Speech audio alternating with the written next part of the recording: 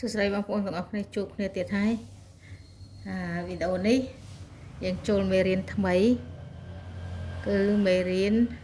ប្រភេទអូខេអញ្ចឹងយើងចាប់ផ្ដើមប្រភេទណាអញ្ចឹងវីដេអូនេះខ្ញុំនឹងបង្ហាញអំពីរបៀបតាំងប្រភេទនៅលើក្បាច់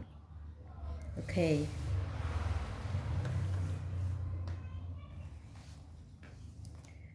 របៀបតាំងប្រភេទនៅលើក្បាច់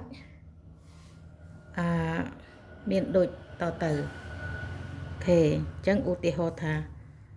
យើងមានប្រភេទ1ភាគ2ចាអញ្ចឹង1ភាគ2 1ជាភាគយកចា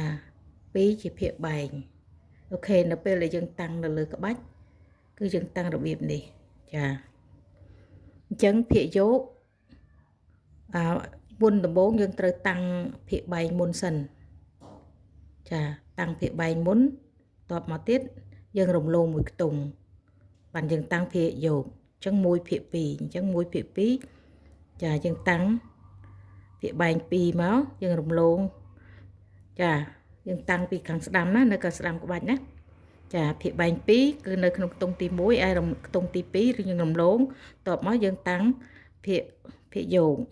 ខេអញ្ចឹងយើងបាន1ភាគ2ចាហ្នឹងរបៀបតាំងប្រភេទណាគឺរបៀបបែបហ្នឹងចា